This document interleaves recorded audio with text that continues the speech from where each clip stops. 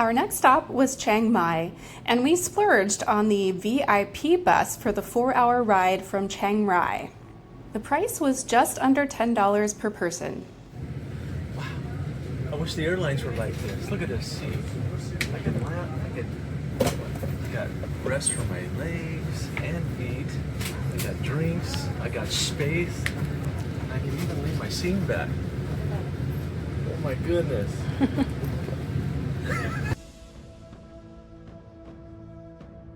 We passed plenty of temples, Buddhas, and rice paddies on our way into town.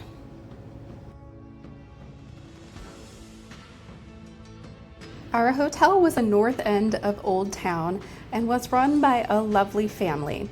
They even included some of their favorite snacks as a welcome gift in our room.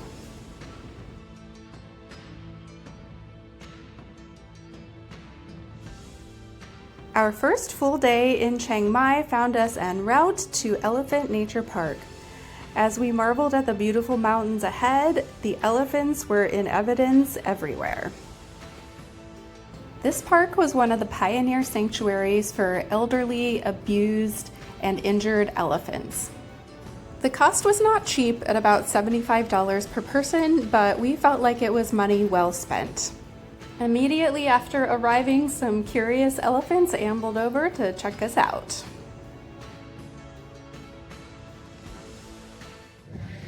We're at an elephant sanctuary today, about an hour outside of Chiang Mai, and there are just elephants everywhere. It's pretty cool. We specifically chose one that is supposed to be more ethical for the elephants, so there's no riding, no bathing the elephants, no shows. They're not forced to do anything. They just get to kind of roam in this wonderful, wild, beautiful place, and we get to watch them in their natural habitat. And there's dogs everywhere too. We're gonna see that. Lots of dogs and a few water buffalo. Besides elephants and dogs, the sanctuary is also home to pigs, cats, and water buffalo. Guide Bobby gave us some background on the 250-acre park and some of the animals that reside there before we set off to meet our first elephants. If they don't have biological family, they tend to make family groups, like these two ladies who are never far from each other. She wears a blanket until the chilly morning warms up sufficiently. We're able to get quite close to the elephants as we are touring the park, especially when they're eating, but no touching or bathing, of course no riding of the elephants, as that's something that would stress them out. Our guide helped us to get in a good spot to take some pictures at each elephant group, but sometimes if the elephants were heading your way, you had to get out of the way pretty quickly because they are much bigger than you and get the right of way.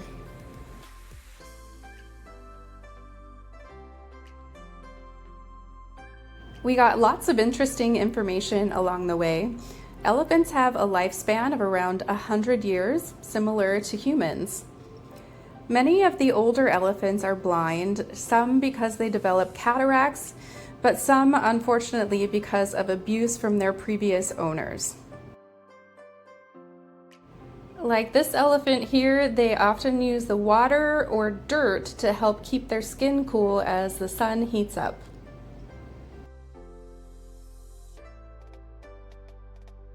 These elephants are around 6 to 7 years old, and they got to demonstrate how they play by connecting trunks, by pushing and shoving each other, and sometimes even throwing a little backwards kick. The elephants are not bred at this sanctuary, so any baby elephants are rescued. The going price for an elephant per purchase is around $20,000 US.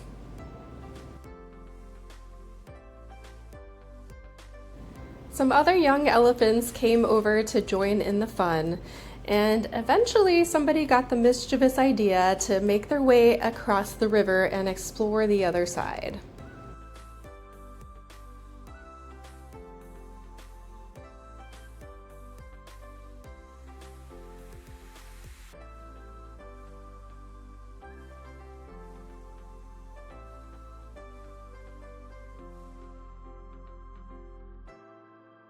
Learning the skills to climb out of the river is actually encouraged by their handlers. However, eventually the elephants started heading towards a neighboring sanctuary, and so the handlers had to run over and chase them back towards home.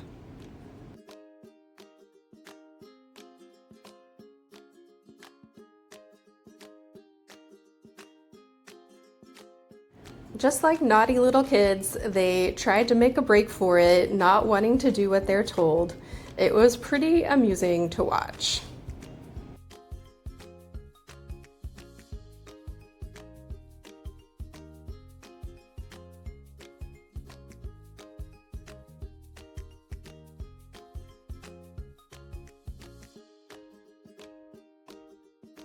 After our 2 hours exploring the park, we were treated to a delicious and abundant vegetarian buffet. This gift shop offered one of the most unique souvenirs I've seen yet, a hat made from elephant dung. So, of course, I had to have it.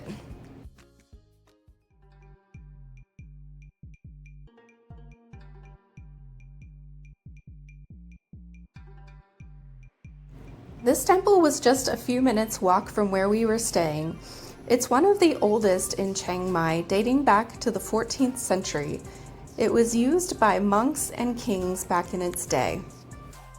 Now it feels like a quiet oasis in the middle of the bustling city.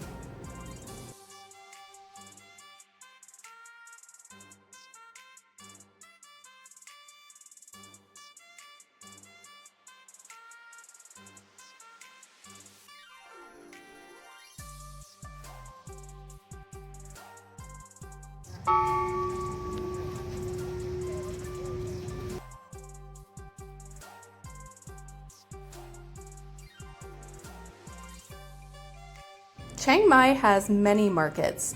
This one was just a few minutes from where we were staying and was food only.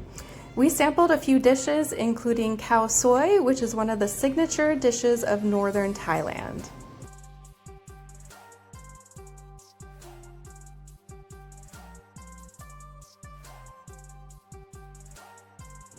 We ended the night at a speakeasy called the White Rabbit. It was a fun little hidden spot, which turned out to be not so budget friendly, but had some delicious, fun, and beautiful cocktails that we quite enjoyed.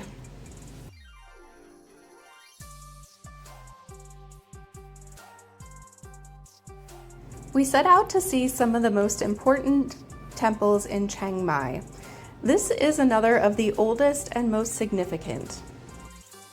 The temple and architecture are stunning, but this line of realistic wax figure monks had us thinking we were interrupting somebody mid-meditation many times.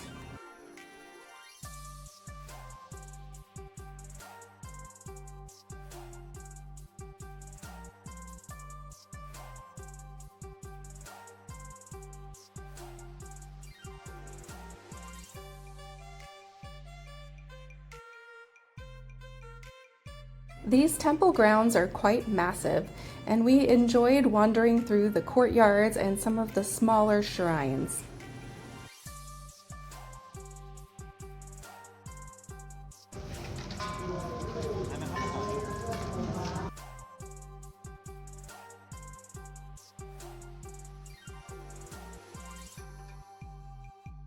This massive ruined chedi stands as the centerpiece of this temple. It was once the tallest structure in ancient Chiang Mai, but was partially destroyed by an earthquake centuries ago. We saw a reclining Buddha and a fat Buddha, which is unique here, not usually seen in the Thai culture, but a nod to the Chinese influence in this town. We were feeling the heat, so we stopped to cool off with a refreshing fruit smoothie at about $1.50 each. What a bargain. This is Chiang Mai's oldest temple, built in 1297. I loved the chedi outside, flanked by these majestic elephants. It served as the king's residence during construction of the new capital.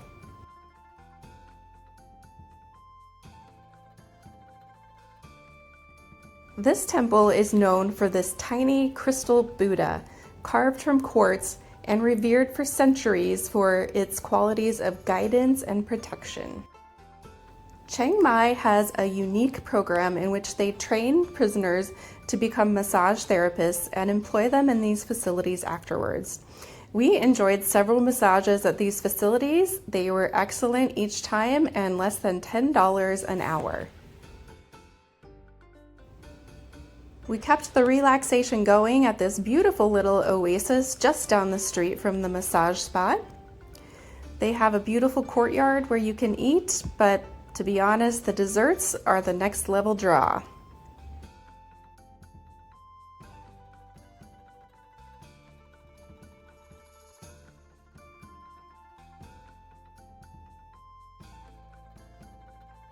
We took a tour to explore the national park about an hour and a half outside of Chiang Mai and knew we had made a good choice when it started out at the prettiest bathrooms I have ever seen. The tour was about $45 per person and made some stops at several places that would be challenging to get to with public transportation. Our first stop was the smaller of two waterfalls we would see, but at over 120 feet, it was still quite impressive.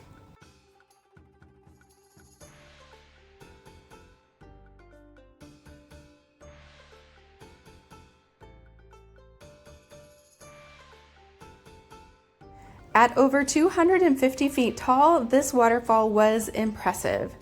On a sunny day, you can see rainbows, which unfortunately was our experience this day. Downstream, it looked like this woman was recording a music video, so we'll have to keep our eye out for this up-and-coming talent.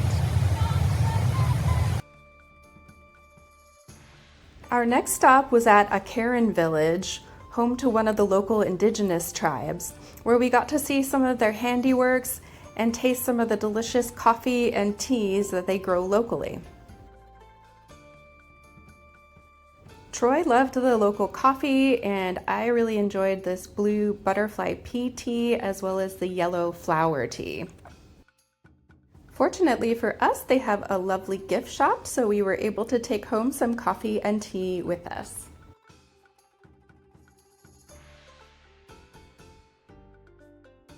Our tour included this hearty and delicious lunch, as well as some time to get to know our fellow travelers.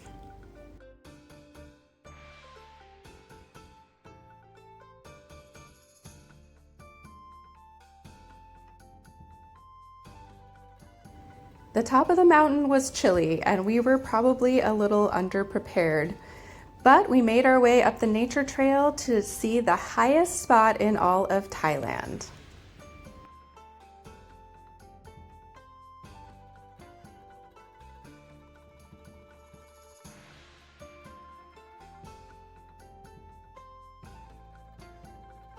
Legend has it that if you can stand a coin up on its edge on this exact spot, you will have success and good luck.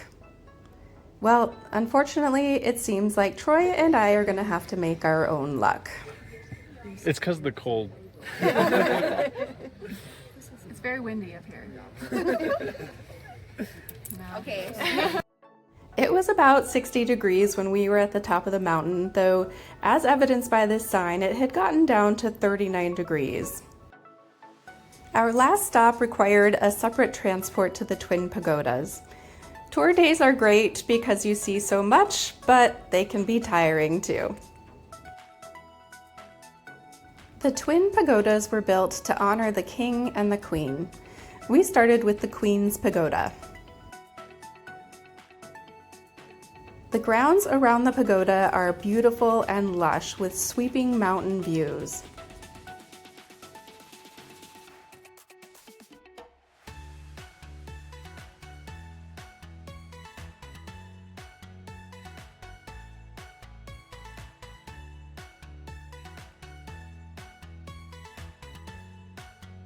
The King's Pagoda was built in 1987 and was to honor Rama IX's 60th birthday. The art inside and out was stunning as always, And I really enjoyed the statue honoring the king and his love for photography and nature.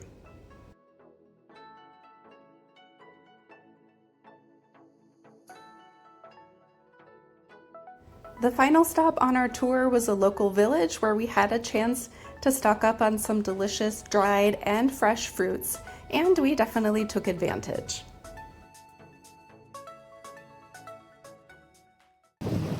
Yeah, taking a tuk-tuk.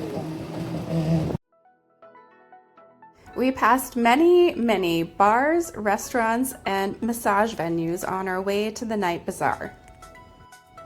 This bazaar is a combination of food and drinks. There was lots of live music and, of course, souvenirs.